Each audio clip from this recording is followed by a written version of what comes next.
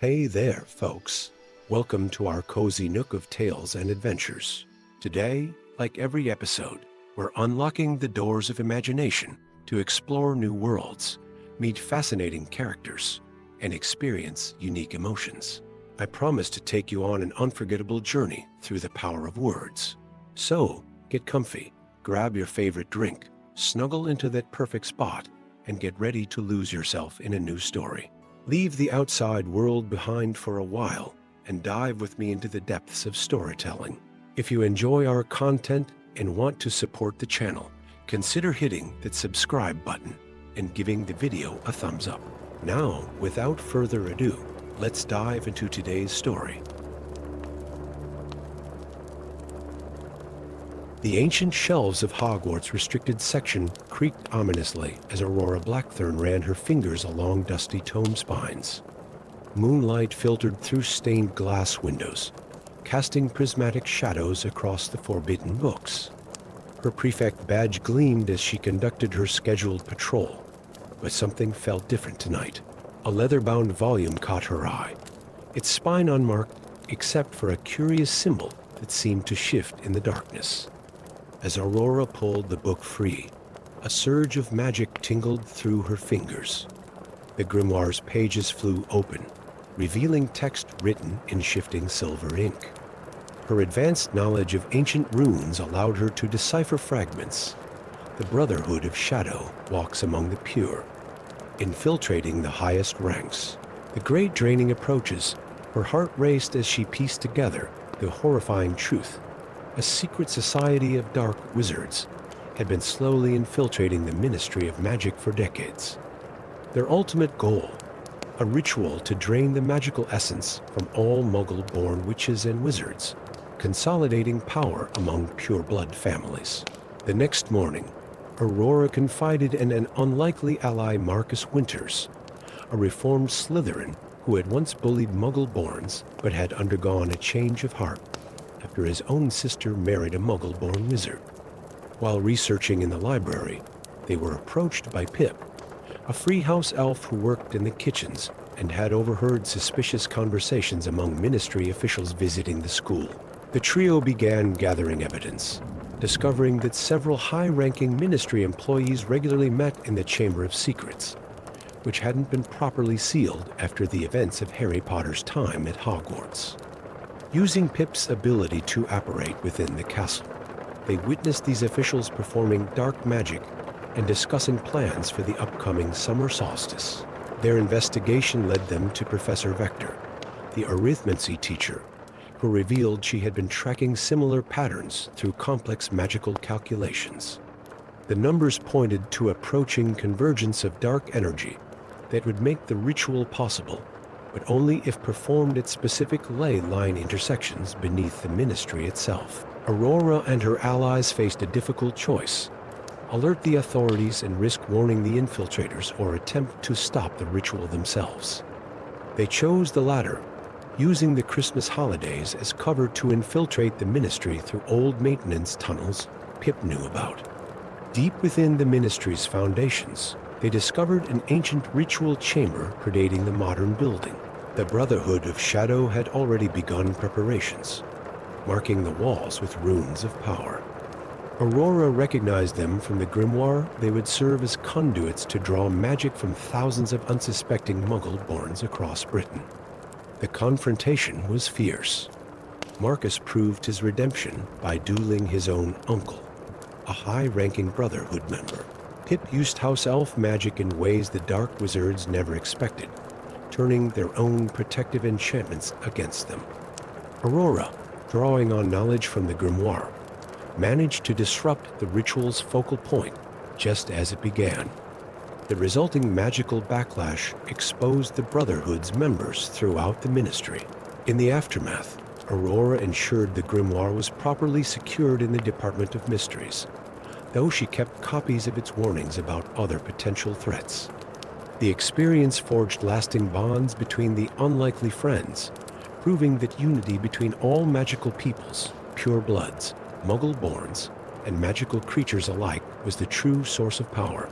The reform that followed led to the first house elf being appointed to the Wizengamot, with Pip serving as a representative for magical creatures' rights. Marcus became an advocate for Muggle-born integration programs, working to heal old prejudices. And Aurora, recognized for her bravery and wisdom, began training as an unspeakable, protecting the magical world from threats that lurked in forgotten tomes and ancient chambers. The grimoire's final pages, translated months later, revealed a prophecy. When Shadow seeks to divide the magical world, unlikely allies shall rise. Their unity shall chart a new course for all who wield the gift of magic. Aurora smiled, knowing they had already begun fulfilling those ancient words. Story 2. The autumn morning at Hogwarts dawned crisp and clear as Professor Hagrid led his 7th-year Care of Magical Creatures class toward the Black Lake. Marcus Silverwood, a Ravenclaw known for his fascination with magical beings, noticed unusual ripples disturbing the lake's typically smooth surface. During their lesson on water creatures, Marcus's detection charm revealed something ancient stirring in the depths. Before anyone could react, a massive form erupted from the water, not the giant squid, but a crystalline being that seemed formed from living water and light. The creature, introducing itself as Aquarius, was one of 4 elemental guardians placed by the founders to protect Hogwarts. Aquarius revealed a terrifying truth. Salazar Slytherin had left a dormant curse within the castle's foundations. If activated, it would gradually corrupt students' minds, turning them into dark servants bound to Slytherin's ancient will. The curse was beginning to awaken, triggered by astronomical alignments that occurred once every 1,000 years. To prevent the curse from taking hold, representatives from all 4 houses would need to unite and perform a complex counter-ritual. Marcus recruited Sophia Gryffindor, known for her bravery and leadership. Lucas Hufflepuff, whose empathy and loyalty made him trusted by all. And Elena Blackthorn, a Slytherin whose understanding of ancient magic proved invaluable. Together, they discovered that each house common room contained a hidden founder's artifact. Gryffindor's flame chalice, Hufflepuff's earth stone, Ravenclaw's air prism, and Slytherin's water sphere. These objects, when united, could channel enough power to break the curse.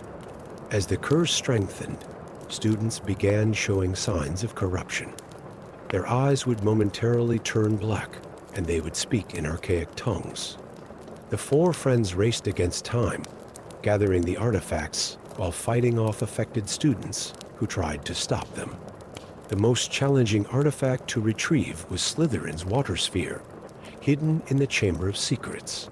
Elena's knowledge of Parseltongue, inherited through her family line, proved crucial in accessing the chamber and navigating its treacherous defenses. The ritual had to be performed at midnight during the winter solstice, when the castle's magical foundations were most vulnerable. As they prepared, Marcus learned through Aquarius that the Guardians had been placed as a failsafe if the curse couldn't be broken. They would have to sink Hogwarts into the earth to contain it. On the night of the ritual, corrupted students and even some affected teachers tried to intervene. Sophia led the defense, organizing loyal students to protect the ritual circle. Lucas used his connections throughout the houses to rally support, proving that house divisions meant nothing in the face of true adversity. In the Great Hall, under a bewitched sky showing the perfect alignment of stars, the 4 students positioned the artifacts at compass points. As they began the counter-ritual, Slytherin's curse manifested as a massive serpent of dark energy. The 4 guardians, Aquarius from the lake, Ignis from the castle fires, Terra from the foundations, and Eris from the sky, appeared to help contain the manifestation. Marcus, channeling Ravenclaw's wisdom, coordinated the complex spellwork while his friends maintained the ritual circle. Elena's understanding of dark magic helped her redirect the curse's energy. Sophia's courage kept them steady as the dark serpent tried to break their concentration, and Lucas's unwavering loyalty strengthened their magical bonds. As the curse fought back, the students' unity proved stronger than Slytherin's ancient hatred. The 4 artifacts resonated with their combined power, creating a brilliant light that purged the darkness from the castle. The corrupted students and teachers were freed, the dark serpent dissolved, and the curse was broken permanently. In the aftermath, Headmistress McGonagall established a new tradition, an annual Unity celebration where the four houses would remember how their combined strength saved Hogwarts. The Guardians returned to their eternal watch, but not before giving Marcus a crystal scale a reminder that Hogwarts' greatest defense was not in magic or ancient artifacts, but in the bonds between its students. The four friends remained close after graduation, their adventure having taught them that the Founders' greatest legacy wasn't their individual powers or achievements, but the strength that came from bringing different talents and perspectives together. Marcus kept the Guardian's scale, which would glow warmly whenever the four friends were reunited, a lasting symbol of the power of unity over division. Story 3. The ancient stones of Hogwarts whispered secrets on that fateful autumn evening when Aurora Blackthorn discovered her true heritage. Golden light filtered through the towering windows of the library's restricted section, where dust motes danced like tiny stars around the 16-year-old witch as she traced her fingers across a weathered family grimoire. Her heart nearly stopped when the family tree illuminated before her eyes, branches of magic stretching back through centuries until they connected to a name that seemed to pulse with ethereal blue light: Rowena Ravenclaw. Aurora's hands trembled as she read the elaborate script, confirming what her grandmother had hinted at on her deathbed. She was the last living descendant of one of Hogwarts' founders. The discovery could not have come at a more dangerous time. The Second Wizarding War raged beyond Hogwarts' walls, and Death Eaters had begun infiltrating even the castle's hallowed halls. As a half-blood, Aurora already walked a precarious line, but this revelation made her position even more perilous. That very night, while the castle slept, Aurora snuck into the Room of Requirement, seeking answers. The room transformed into a perfect replica of Ravenclaw's personal study, complete with astronomical instruments and ancient texts. As she examined a peculiar bronze astrolabe, a hidden compartment clicked open, revealing a piece of parchment written in Ravenclaw's own hand. The message spoke of an artifact called the Mortality Maze, a device capable of trapping death itself, hidden in the heart of the Forbidden Forest. Rowena had created it during a desperate attempt to save her dying daughter, Helena, but had sealed it away when she realized its terrible potential. Now, centuries later, both Voldemort's followers and a secret faction within the Ministry sought it, believing it could grant immortality. Aurora's quest for the artifact drew unexpected assistance from the most unlikely source. A forgotten portrait of Salazar Slytherin, hidden behind centuries of grime in a seldom-used corridor, called out to her one evening. Unlike his infamous reputation, this Slytherin revealed profound regret for the rift his actions had caused between the founders. He offered to guide Aurora through the forest's ancient wards, which he and Rowena had created together.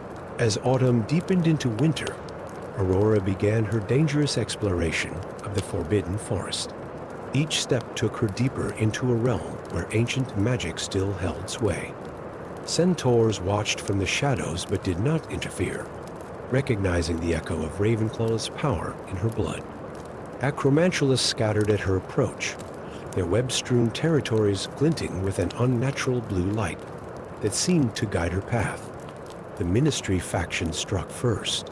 Led by an unspeakable named Cornelius Blackwood, they ambushed Aurora near an ancient stone circle deep in the forest. Only the timely intervention of a thestral herd, responding to her desperate plea, allowed her to escape. The encounter left her with a cursed wand that slowly began draining her magic. Death Eaters proved an even greater threat. Bellatrix Lestrange herself led their efforts to capture Aurora, believing that Ravenclaw's blood might be the key to unlocking the artifact's full potential. The castle's very stones seemed to resist their presence, but their dark magic grew stronger as Voldemort's influence spread. Aurora found an unlikely ally in Professor Flitwick, who recognized the growing darkness in her cursed wand and shared his own secret. He had been researching Ravenclaw's artifacts for decades. Together, they discovered that the Mortality Maze wasn't just a device for cheating death. It was a repository of all of Ravenclaw's knowledge about the boundary between life and death. The final confrontation came during the winter solstice. Snow blanketed the forbidden forest as Aurora, guided by Slytherin's portrait's instructions, discovered the entrance to an underground chamber beneath an ancient yew tree. Both the Ministry faction and the Death Eaters converged on her location. In the chamber's heart, Aurora found the Mortality Maze a complex crystalline structure that shifted and changed like living thought. As spells flew overhead, she realized its true purpose. It wasn't meant to reverse death or grant immortality. It was designed to help the living accept death's inevitability and find peace in that knowledge. When Bellatrix attempted to seize the artifact, it responded to Aurora's blood, filling the chamber with brilliant blue light. The crystalline structure expanded, revealing centuries of Ravenclaw's memories and wisdom. Through these visions, Aurora witnessed her ancestors' final days and understood the profound truth. She had discovered that death was not an enemy to be conquered, but a natural part of life's great cycle. Using this knowledge, Aurora turned the artifact's power against her pursuers, not to harm them, but to show them visions of their own mortality. Many fled in terror, while others, including Blackwood, fell to their knees in sudden understanding. Bellatrix, in her madness, tried to destroy the artifact, but its defensive magic threw her back, leaving her unconscious. In the aftermath, Aurora chose not to claim the artifact for herself. Instead, working with Professor Flitwick, she used Ravenclaw's knowledge to strengthen Hogwarts' defenses against the growing darkness. The Mortality Maze remained hidden, protected by new wards that would only yield to those seeking wisdom rather than power. The experience transformed Aurora. She had entered the forest as a girl uncertain of her place in the wizarding world and emerged as a worthy heir to Ravenclaw's legacy. Though the war continued to rage, she had found her purpose not in seeking power over death, but in protecting the profound magical knowledge her ancestor had sought to preserve. When spring returned to Hogwarts, new legends began to spread through the castle halls. Students whispered of blue lights seen dancing in the forbidden forest on moonlit nights, and of a young witch who walked among the ancient trees, guided by wisdom centuries old. Aurora Blackthorn had become more than just the last heir of Ravenclaw.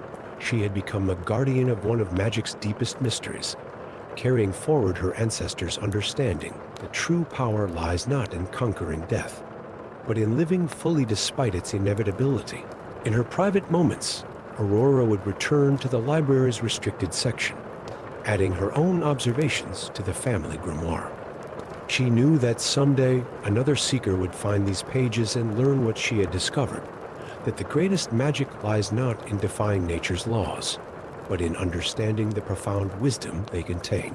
Story 4. The ancient stones of Hogwarts whispered their sorrow as Aurora Blackwood walked through its nearly empty halls. The year was 2087, and the once great school of witchcraft and wizardry stood as a mere shadow of its former glory. Only 30 students remained, their footsteps echoing in corridors that had once bustled with hundreds.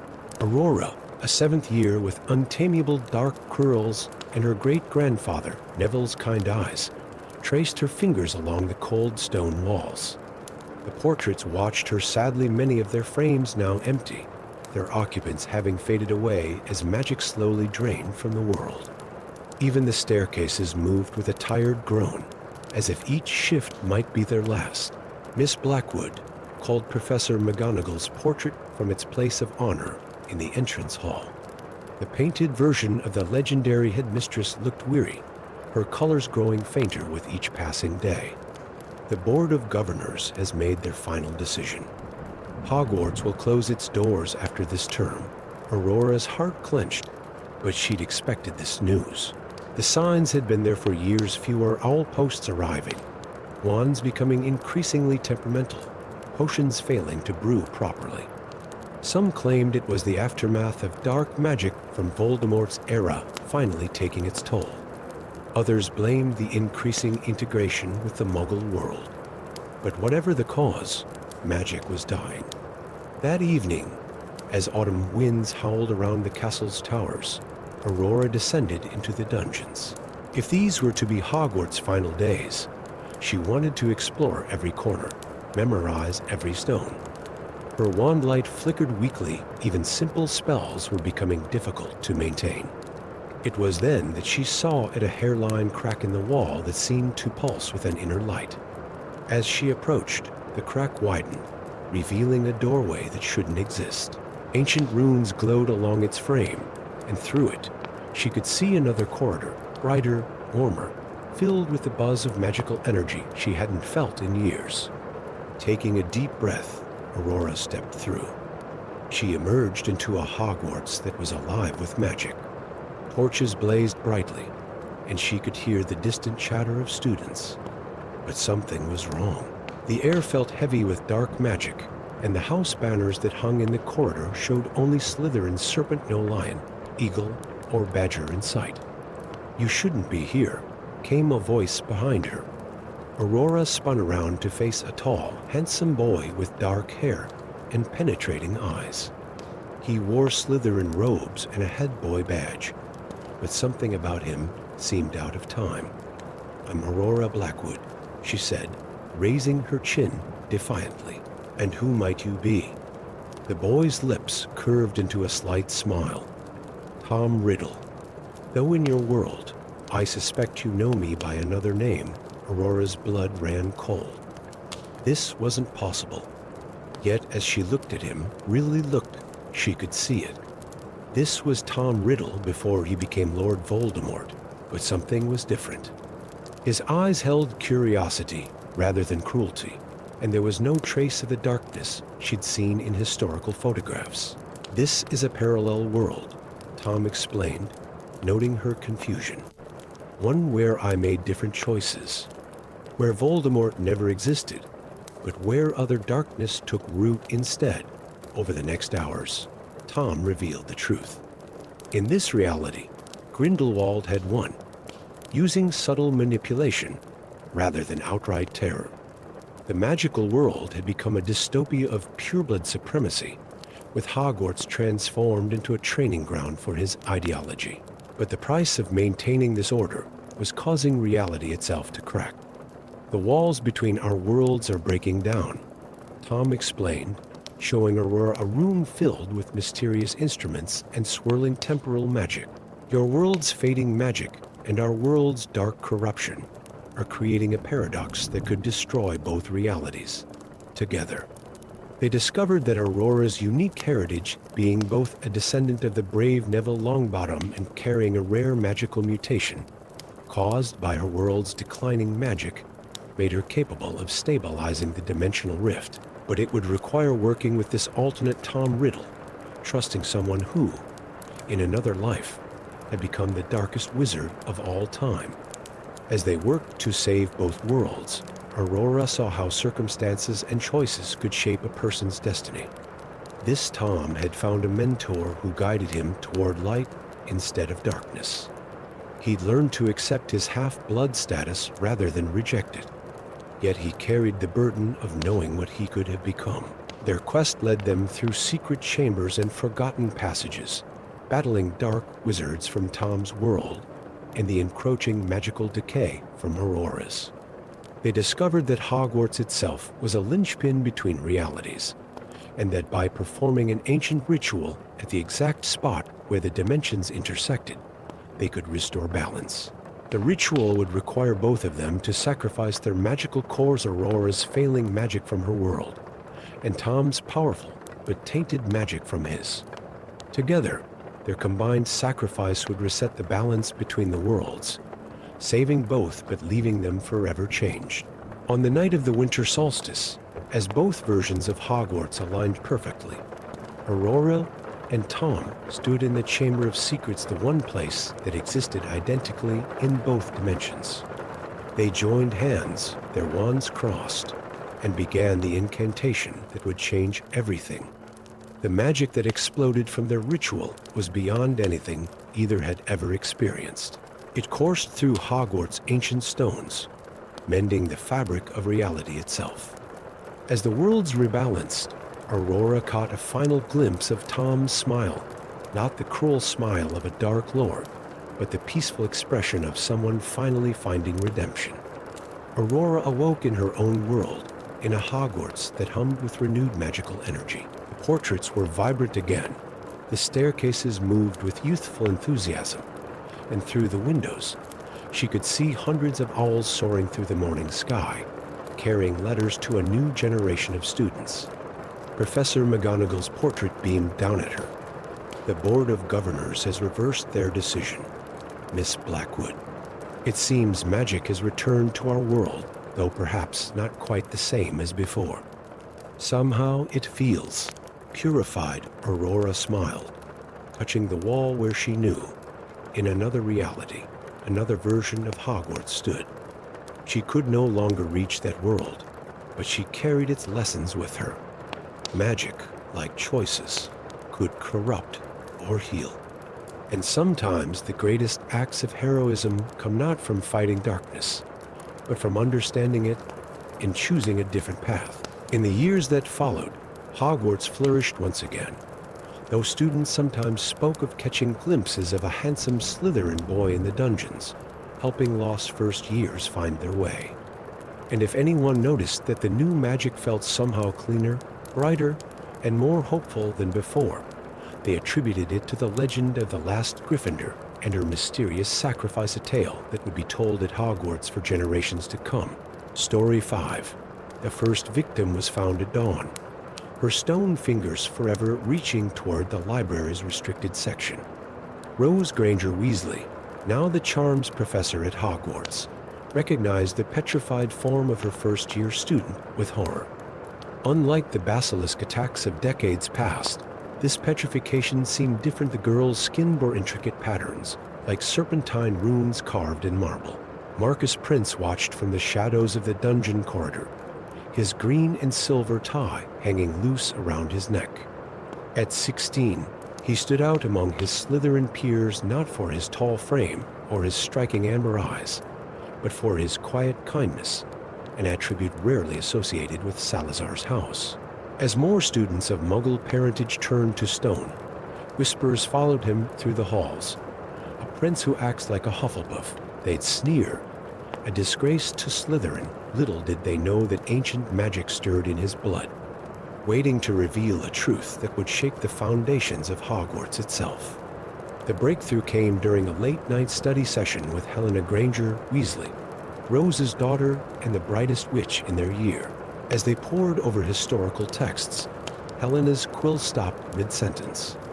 "Marcus," she whispered, "look at this family tree. The prince line, it doesn't end with your great-grandmother's squib brother. There's a hidden branch, marked in Parseltongue." Marcus leaned closer, the serpentine script suddenly clear to him, a gift he'd kept secret all his life. His heart thundered as he translated. "From Salazar's true heir shall come one who bridges two worlds. When stone threatens flesh once more, that night, the castle's magic led them deeper than any student had ventured before. Past the known Chamber of Secrets, through passages that seemed to shift and breathe, they discovered another Chamber One that Tom Riddle had never found. Here, amid crystalline pools and columns of emerald light, stood a life-sized statue of Salazar Slytherin himself, but not as history portrayed him. This Salazar wore an expression of profound sorrow, and in his outstretched hands lay a scroll written in both Latin and Parseltongue. As Marcus read, the truth unfolded. Salazar's hatred of Muggle-borns had been a tragic misunderstanding. His own beloved wife, a Muggle-born witch, had been killed by fearful villagers. His subsequent actions, driven by grief and rage, had spiraled into centuries of prejudice. But he had left a fail-safe. Should his descendants ever twist his legacy too far, an ancient magic would activate, turning those of Muggle birth to stone not out of malice, but as protection against a greater curse. Only the heir who could embrace both magical and Muggle heritage could break this cycle. Helena's research skills proved invaluable as they raced against time.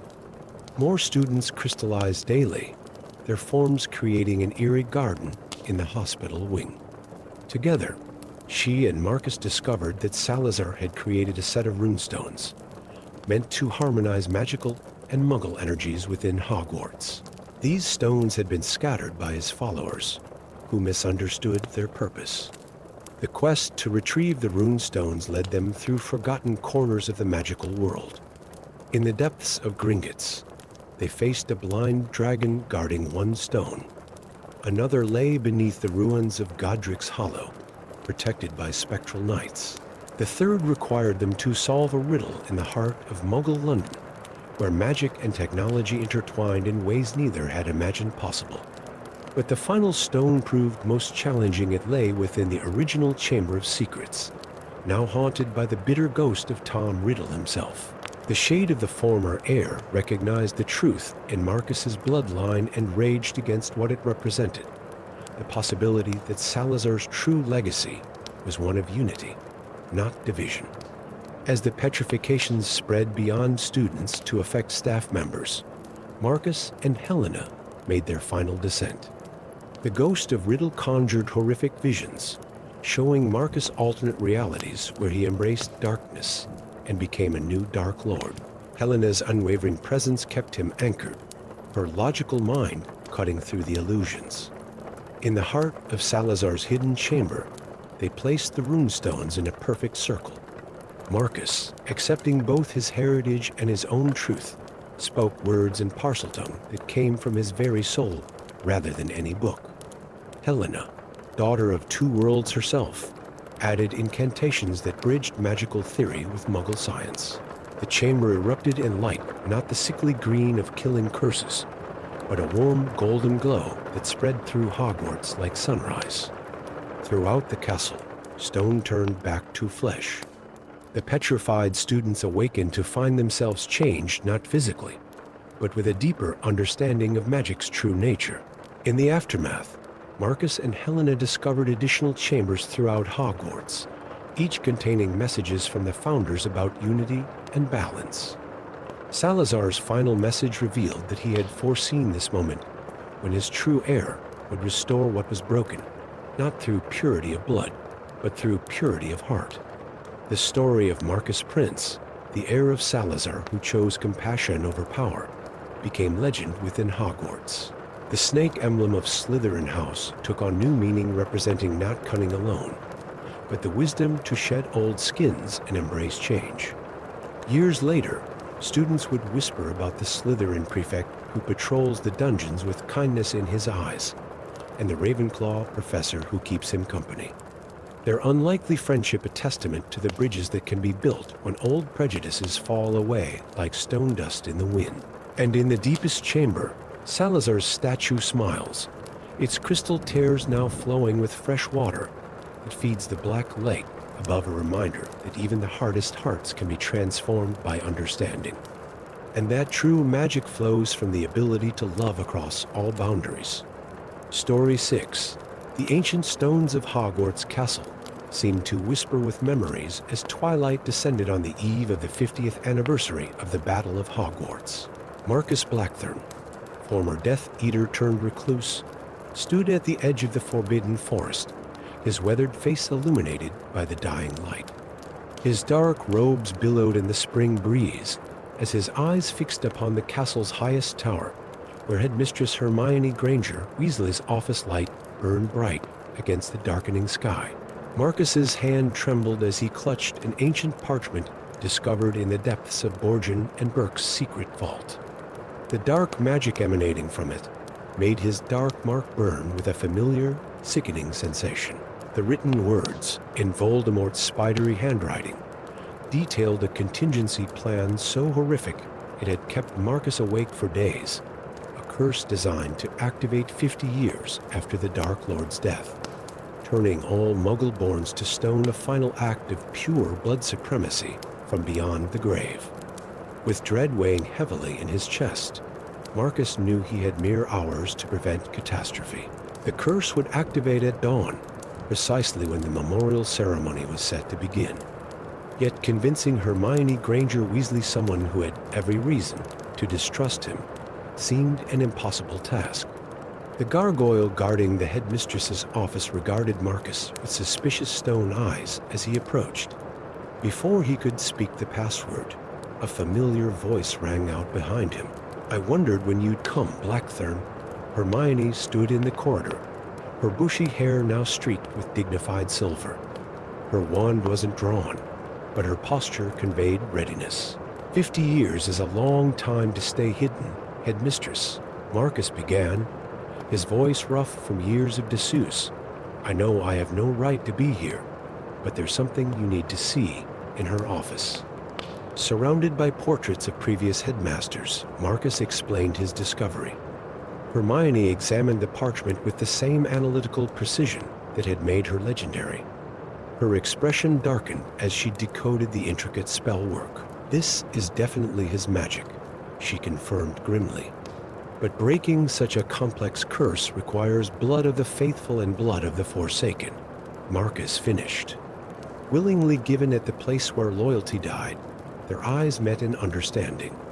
The curse could only be broken by the mixed blood of a loyal Death Eater and a Muggle born who had opposed Voldemort, shed at the exact spot where Snape had died the Shrieking Shack.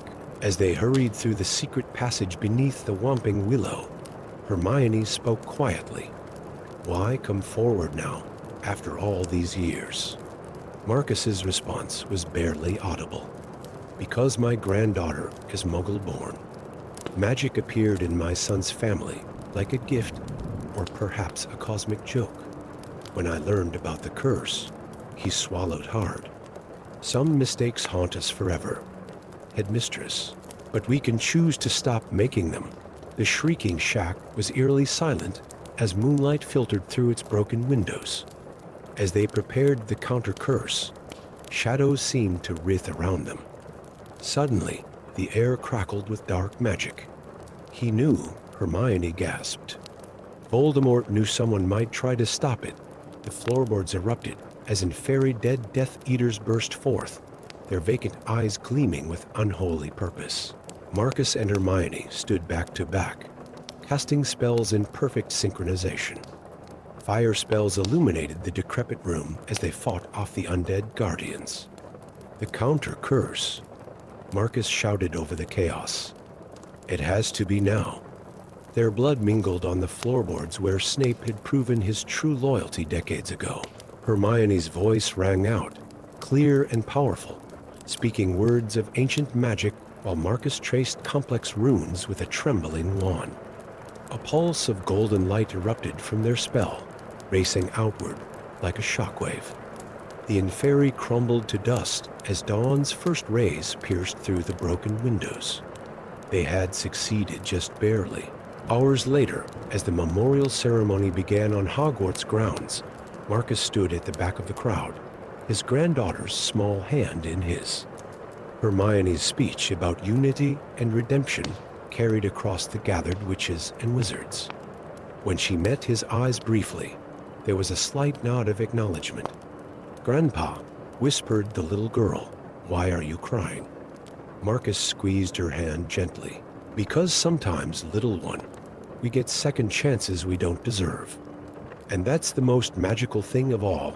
As the morning sun rose fully over Hogwarts, its light seemed to shine a bit brighter on the castle's ancient stones. The whispers of the past were still there, but now they spoke not just of sacrifice and loss, but of redemption found in the most unexpected places and the power of choosing, even decades later, to finally do what's right. Story 7. The autumn wind whispered through Hogwarts towers as Cassandra Lestrange stood before the castle's great oak doors, her dark robes billowing around her tall frame. 20 years had passed since the Battle of Hogwarts, yet she could still feel the weight of her family name hanging heavy in the air. As the new potions professor, she carried not only her teaching materials, but also the burden of being the last Lestrange niece to the infamous Bellatrix. Headmaster Neville Longbottom's welcome was courteous but guarded. His office, once Dumbledore's sanctuary, now housed artifacts from both the old and new era of Hogwarts. The sword of Gryffindor gleamed beside pressed leaves of gillyweed, and a worn copy of Magical Water Plants of the Mediterranean sat prominently on his desk. The tension between them was palpable. Her aunt had tortured his parents into insanity. The first signs of trouble appeared during the Halloween feast. A third-year Hufflepuff student vanished from the Great Hall, only to be found wandering the astronomy tower at midnight with no memory of the past 6 hours. Her eyes held a vacant expression that chilled Cassandra to the bone. It was disturbingly similar to the aftermath of her aunt's Crusader's curse. More disappearances followed. Students would vanish for hours, returning with fragments of memories that made no sense. Visions of the Founders, echoes of ancient battles, and whispers of a grief so profound it transcended centuries. While the rest of the staff eyed Cassandra with growing suspicion, she noticed something they missed. Each victim returned with traces of an ancient magic that predated even the founding of Hogwarts. Late one night, while brewing Wiggenweld potion in her dungeon classroom, Cassandra heard singing. Following the ethereal sound, she discovered a hidden passage behind a shifting wall. The narrow corridor led her to a chamber where the very stones seemed to pulse with sorrow. Ancient runes covered the walls, and at the center stood a crystalline basin filled with what appeared to be liquid memories. Before she could investigate further, Neville appeared at the chamber's entrance, wand raised. "I've been tracking you," he admitted, his face stern but uncertain. Instead of attacking, Cassandra showed him what she'd found. The runes told a story of the Founder's greatest regret. They had built Hogwarts on land already sacred to ancient magic, and in doing so, they had trapped something older and more profound than they understood. Working together, despite their painful history, Cassandra and Neville began to unravel the mystery. The castle had been constructed over an ancient site where magical communities would come to process their grief and trauma. The Founder's protective enchantments had accidentally trapped these emotional energies, which had grown more powerful over centuries of magical conflict, culminating with the horror of the Battle of Hogwarts. The disappearing students were being drawn to this well of sorrow, their own unprocessed trauma.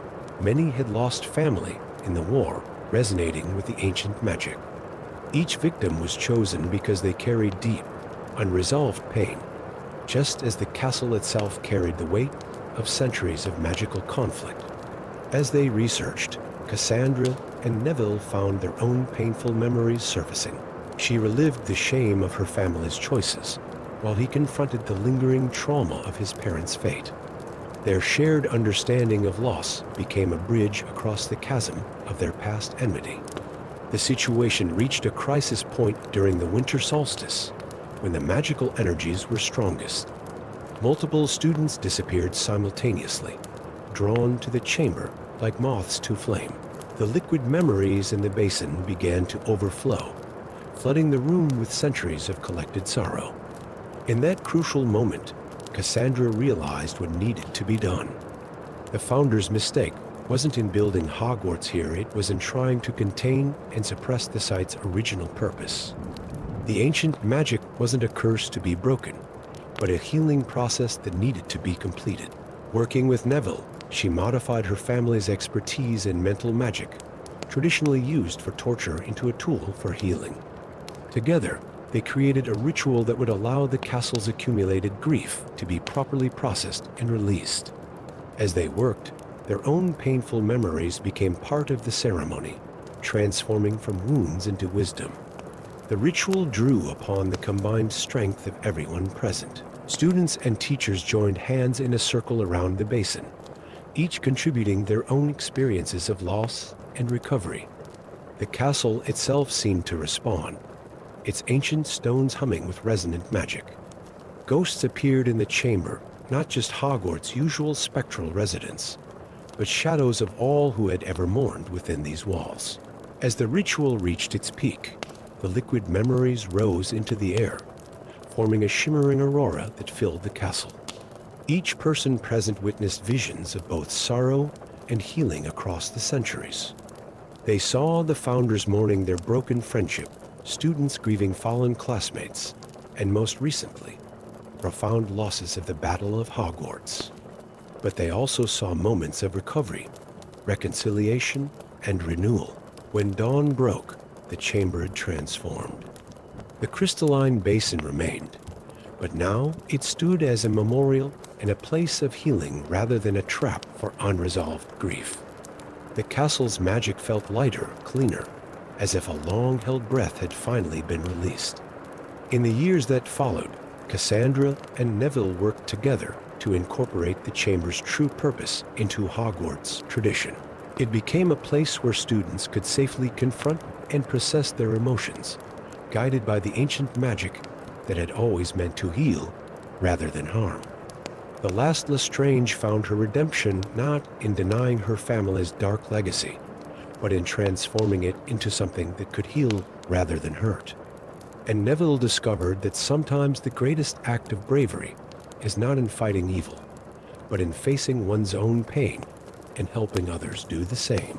The chamber remains active to this day, its magic now properly understood and respected. Those who enter still hear the ancient songs of sorrow, but they're accompanied by newer melodies of hope and healing, a reminder that even the deepest wounds can become sources of strength and wisdom when properly acknowledged and transformed. Story 8.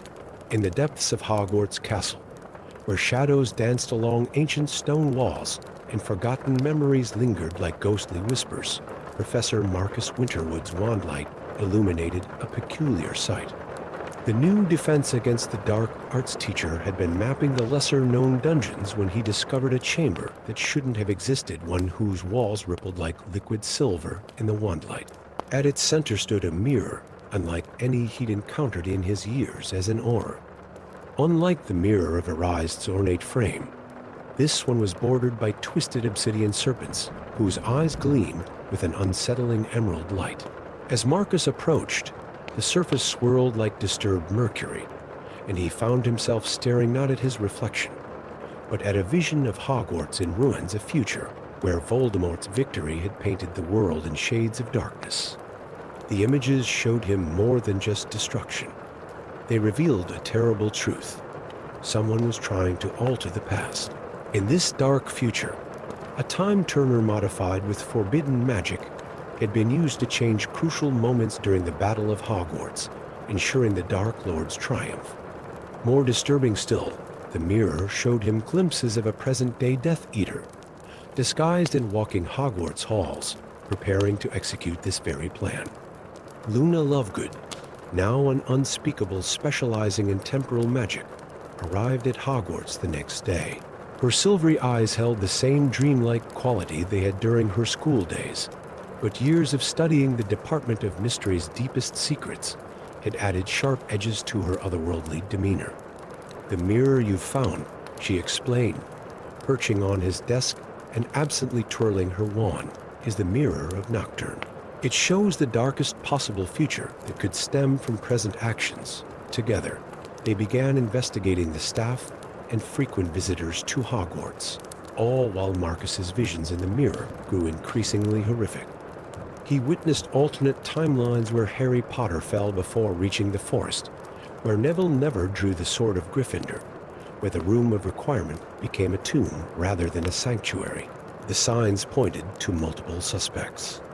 There was the new groundskeeper who seemed oddly interested in the castle's defensive wards, the ministry liaison whose schedule never quite matched her stated purposes, and the visiting scholar who asked too many questions about the Battle of Hogwarts.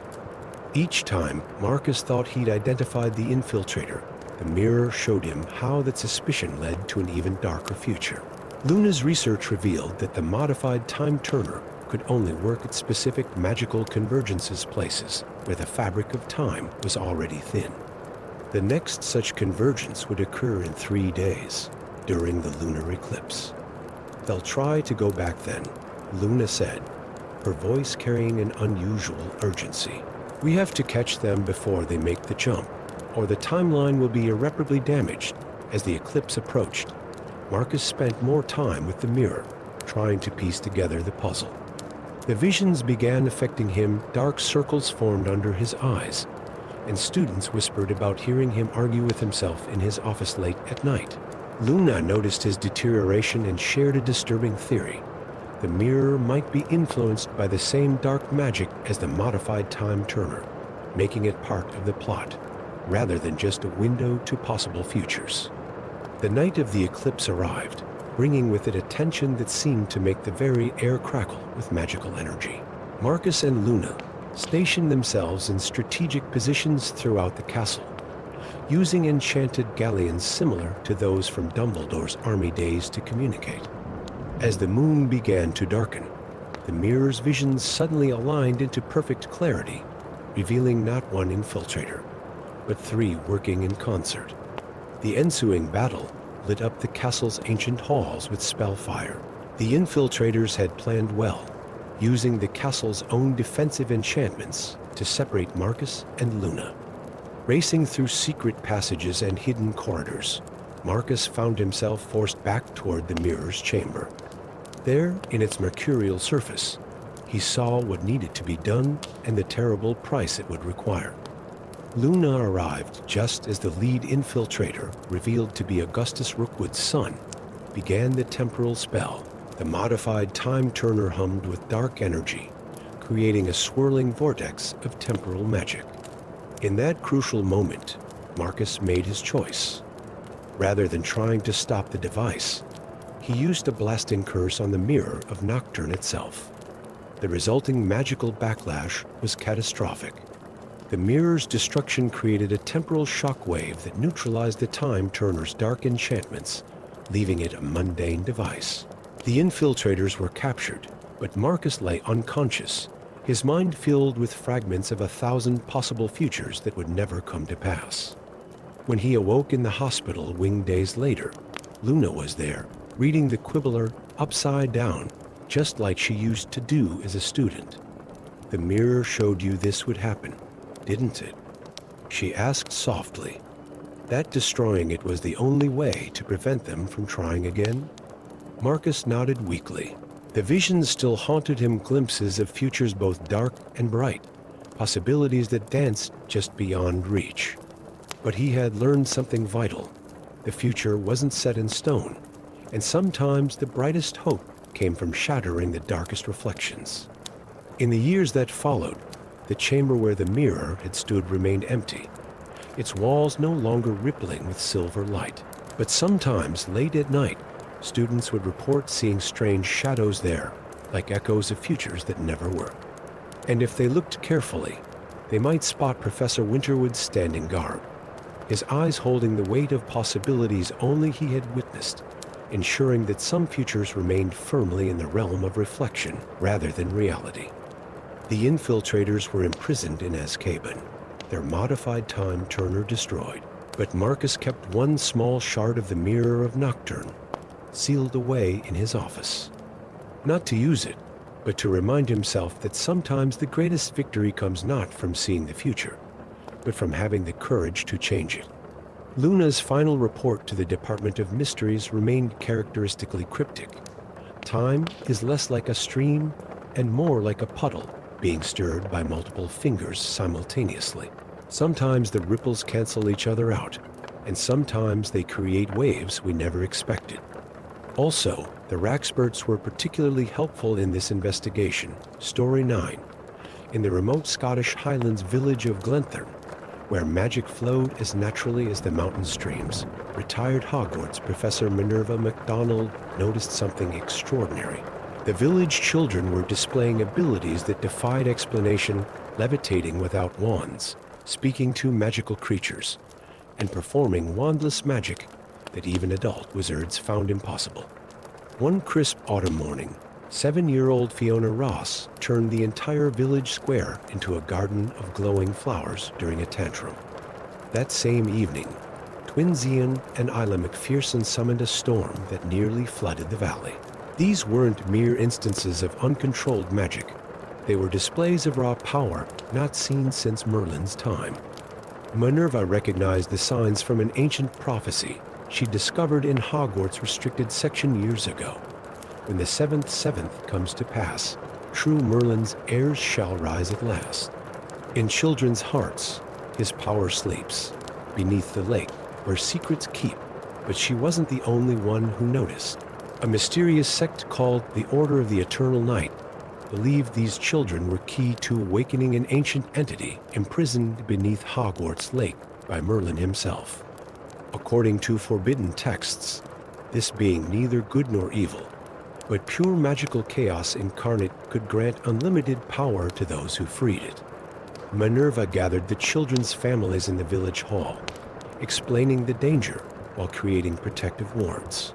She taught the children to control their abilities, knowing they needed to master their powers before the Order could exploit them. The Order struck during the winter solstice. Dark-robed figures apparated into Glenthern, led by a wizard calling himself the Knight's Herald. As they attacked the village's barriers, the children's powers manifested collectively for the first time. 7-year-old Fiona created shields of pure light. The McPherson twins commanded the elements. Young Angus Campbell spoke in the ancient tongue of dragons, calling the Highlands' last remaining worm to their aid. Their combined magic, guided by Minerva's experience, drove back the attackers. But the herald's parting words chilled Minerva. The lake will rise.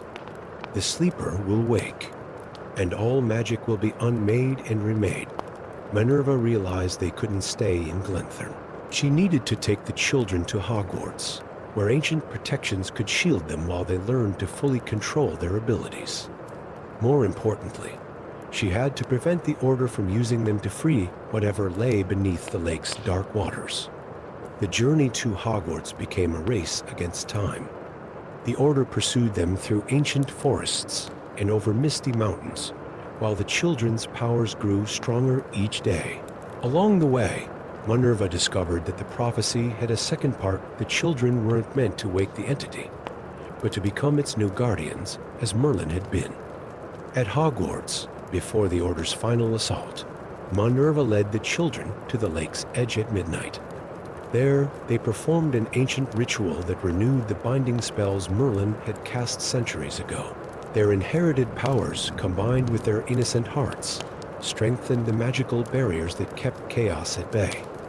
The Order's defeat came not through battle, but through understanding. The children's connection to Merlin's magic showed them visions of why the entity had been imprisoned, not out of fear or hatred, but to protect the delicate balance of magic itself. Years later, these children would become known as the Guardians of Balance, protectors of the thin line between magical order and chaos.